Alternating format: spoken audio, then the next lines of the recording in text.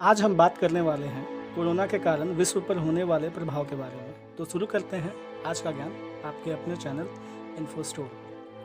Novel corona virus संक्रमण के कुछ इक्के दुक्के मामले सबसे पहले चीन में सामने आए और उसके कुछ माह बाद ही देखते देखते इसने वैश्विक महामारी का रूप धारण कर लिया। कोरोना वायरस की महामारी के कारण वैश्विक स्वास्थ्य संगठन गहराता जा रहा है और अनेक लोगों के लिए लॉकडाउन एक नया नियम बन गया है।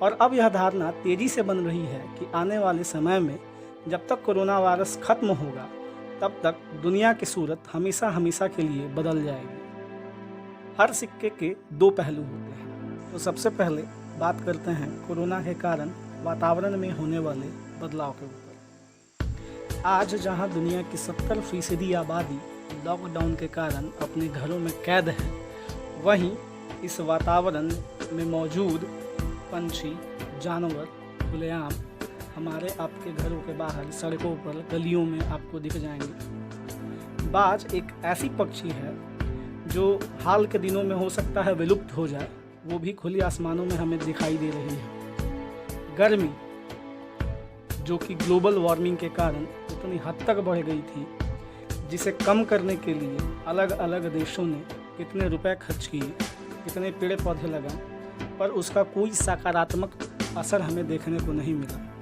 परंतु इस लॉकडाउन ने उस गर्मी को, उस ग्रीन हाउस इफ़ेक्ट को, उस कार्बन मोनोऑक्साइड को भी बहुत हद तक कम कर लिया है। आपको एक बात पता होनी चाहिए कि हर साल हमारे धरातल पर जो वाइब्रेशन होते हैं, कंपन होते हैं, उसकी दर प्रति वर्ष बढ़ते जा रही थी, जो इस लॉकडाउन के कारण बहुत ज़्यादा कम हो चुकी है। आज दिल्ली जैसे सबसे प्रदूषित शहर का भी एयर क्वालिटी इंडेक्स 50 के करीब है। मतलब आप इस खुली हवा में सांस लेते हैं तो कोई दिक्कत नहीं होगी। लॉकडाउन से पहले बिहार के उत्तरी पश्चिमी कोने से हिमालय नहीं दिखता था, लेकिन अब 35 वर्षों के बाद आप चंपारण के कुछ हिस्से से हिमालय को साफ साफ देख सकते हैं। कुछ यही स्थिति जालंधर की भी है। अब बात करते हैं सिक्के के दूसरे पहलू, निगेटिव इम्पैक्ट के ऊपर। तो अब हम बात करेंगे कोरोना के कारण होने वाले नकारात्मक प्रभाव के ऊपर। विश्व की आर्थिक व्यवस्था पूरी तरह चरमरा गई है। पूरे विश्व को $1 ट्रिलियन का नुकसान उठाना पड़ा है और भारत को $348 मिलियन का नुकसान उठाना पड़ा है।